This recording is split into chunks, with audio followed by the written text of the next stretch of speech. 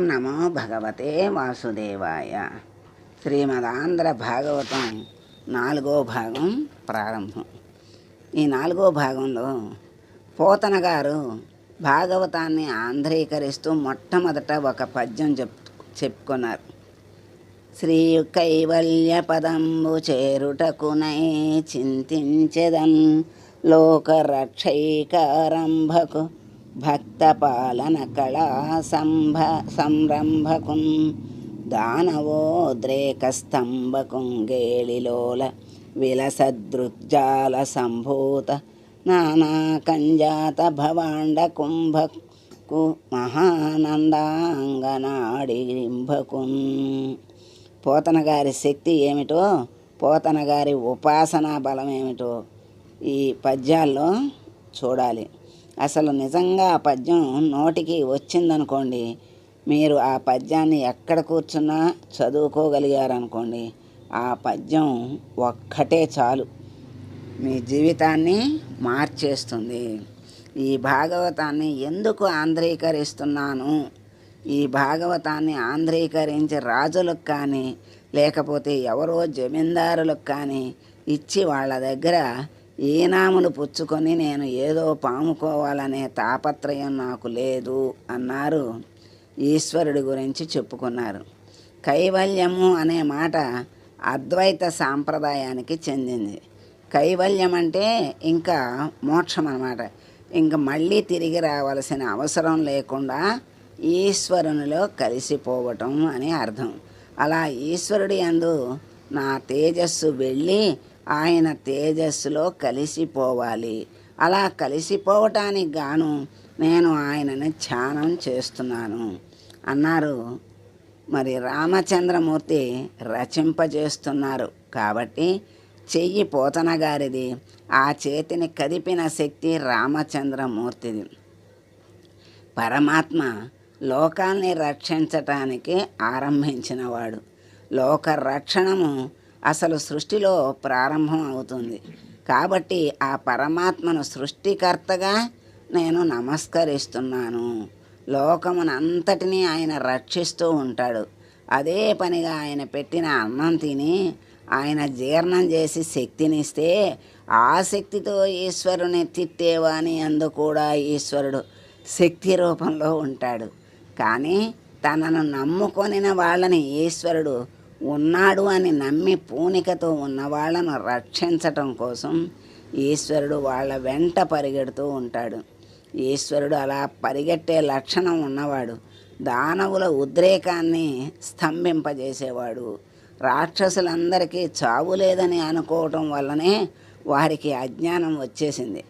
ఈ లోకాలన్నిటినీ లయం చేస్తున్నవాడు ఎవడు ఉన్నాడో వానికి నమస్కరిస్తున్నాను. ఇందులో ఎవరి పేరును పోతన గారు చెప్పలేదు. ఆయన పరబ్రహ్మమును నమస్కరిస్తున్నారు. సృష్టికర్తయై స్థితికర్తయై ప్రళయకర్త అయిన పరబ్రహ్మము ఏది ఉన్నదో దానికి నేను నమస్కరిస్తున్నాను.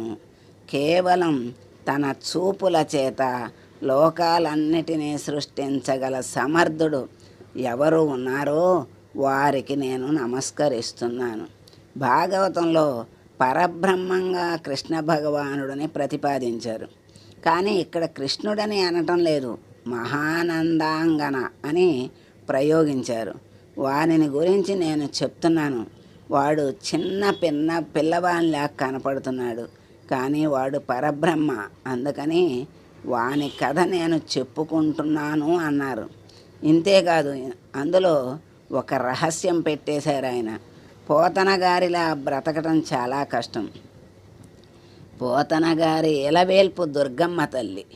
పోతన గారు తెల్లవారు లేచి బయటకు వస్తే విభూతి పెట్టుకుని రుద్రాక్షలు మెడలో వేసుకుని రుద్రాక్షలు కట్టుకుని ఉండేవారు. నోరు విప్పితే ఆయన ఎల్లప్పుడూ నారాయణ స్మరణ చేస్తూ ఉండేవారు. పోతన గారు ఎంత విచిత్రమైన మాట వాడతారో చూడండి. కేళీలోల విలస దృగ్జాల సంభూత నానా కంజాత భవాండ కుంభకు మహానందాంగనాడింభకున్ అన్నారు. ఎవరు ఈ మహానందాంగన? మీరు ఇంకొక రకంగా ఆలోచించారనుకోండి, మనం పొందే ఆనందాన్ని శాస్త్రం లెక్కలు కట్టింది, ఆనందాన్ని శాస్త్రం నిర్వచనం చేసింది. ఏదో మనుష్యానందం, సార్వభౌమానందం, దేవతానందం అని ఇలా చెప్పి చెప్పి చివరకు ఆనందం అనేది గొప్ప స్థితిని మహానందం అని చెప్పింది. ఈ మహానందము అనే మాట శాస్త్రంలో ఎవరికి వాడారు అంటే శ్రీదేవి ఖడ్గమాల స్తోత్రంలో అమ్మవారికి వాడారు. అమ్మవారికి మహానందమయ్య అని పేరు పెట్టారు. అమ్మవారి డింబకుడు కృష్ణుడు అంటున్నారు. ఎలా కుదురుతుంది? అమ్మవారి కొడుకుగా కృష్ణుడిని ఎక్కడ చెప్పారు? మీరు లలితా సహస్రాన్ని పరిశీలిస్తే అందులో కరాంగుళిన కోత్పన్న నారాయణ దశాకృతి, ఎదురుగుండా ఉన్న భండాసురుడు 10 మంది రాక్షసుల్ని సృష్టించాడు. మళ్ళీ రావణాసురుడిని, హిరణ్యాక్షుని, హిరణ్యకశిపుణ్ణి సృష్టించాడు. వాళ్ళు 10 మంది మరల పుట్టామనుకుని యుద్ధానికి వస్తున్నారు. అప్పుడు వారిని అమ్మవారు చూసి ఒక నవ్వు నవ్వింది. వారికేసి ఒకసారి చెయ్యి విదిల్చేసరికి ఆమె 2 చేతుల వేళ్ల గోళ్ల నుండి దశావతారాలు పుట్టాయి. పుట్టి మళ్ళీ రాముడు వెళ్ళి రావణుణ్ణి చంపేశాడు, కృష్ణుడు వెళ్ళి కంసుణ్ణి చంపేశాడు. అలా దశావతారాలు వచ్చి ఆ 10 మంది రాక్షసుల్ని చంపేశారు. కాబట్టి ఇప్పుడు శ్రీ మహావిష్ణువు అవతారాలన్నీ కూడా ఎందులో నుంచి వచ్చాయి అంటే అమ్మవారి చేతి గోళ్లలో నుంచి వచ్చాయి అని చెప్తున్నారు. కాబట్టి శ్రీ మహావిష్ణువు మహానందమయి కుమారుడు, మహానందమయి డింబకుడు. అందుకని అటువంటి స్వామికి నేను నమస్కరిస్తున్నాను అన్నారు. ఎందుకు అంటే ఆయన స్వరూపం మహానందం, ఆయన పేరు కృష్ణుడు, నిరతిశయ ఆనంద స్వరూపుడు. పోతన గారు భాగవతాన్ని అంతటినీ రచించి ఒక మంజూష యందు పెట్టారు. ఆయన ఎవ్వరికీ తాను అంత భాగవతాన్ని రచించాను అని కూడా చెప్పలేదు. ఇది రామచంద్ర ప్రభువు సొత్తు, దానిని రామచంద్ర ప్రభువుకి అంకితం ఇచ్చేశాను అని అన్నారు. కొడుకును పిలిచి ఆ తాళపత్ర గ్రంథాలని పూజా మందిరంలో పెట్టమన్నారు. ఆ తాళపత్ర గ్రంథాలు పూజా మందిరంలో పెట్టబడ్డాయి. కొంతకాలం అయిపోయిన తర్వాత పోతన గారి కుమారుడు పెద్దవాడైపోయి అనారోగ్యం పాలయ్యాడు. అతడు తన శిష్యుణ్ణి పిలిచి, మా నాన్నగారు రచించిన భాగవతం ఆ మంజూషలో ఉంది, దాన్ని జాగ్రత్తగా చూడవలసింది అని చెప్పాడు. తరువాత కొద్ది కాలంకి అందులో నుంచి 4-5 చెదపురుగులు బయటకు వస్తూ కనపడ్డాయి శిష్యుడికి. అప్పుడు ఆ శిష్యుడు మంజూషను తీశాడు. తీసి చూస్తే అందులో ఆంధ్రీకరింపబడిన భాగవతం ఉంది. ఇంత గొప్ప భాగవతం అని అప్పుడు తాళపత్ర గ్రంథాలకు ఎక్కించారు తప్ప పోతన గారు తన జీవితంలో ఎప్పుడూ తను ఇంత గొప్ప విషయాన్ని రచించానని కూడా బయటికి చెప్పుకోలేదు. అది పోతన గారంటే మహానుభావుడు. అంత నిరాడంబర జీవి, అంత నిరాడంబరుడు. మరి జీవితం అంత గొప్పదాన్ని కూడా ఏ రాజులకి ఇవ్వకపోయినా ఆ పరమాత్మ దగ్గర పెట్టేశాడే కానీ దాన్ని అందరికీ కూడా చెప్పలేదు, అందించలేదు. అంటే అంత నిరాడంబరంగా జీవితాన్ని గడుపుకున్నాడు. ఆయన కొడుకు కూడా చివరి దశలో ఇది బయటకు వచ్చింది. ఆ చెదపురుగుల వల్ల అది బయటకు వచ్చిందనమాట.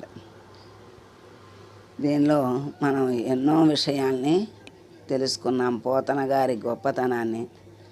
మరి దశావతారాలు అమ్మ సంతానముగా ఎందుకు చెప్పారు, మహానందమయ్యి అంటే ఎవరు, అలా అన్నీ కూడా మనకి వివరంగా ఈ భాగవతంలో చక్కగా మనకి వివరించి చెప్తున్నారు, తెలుసుకుంటున్నాము.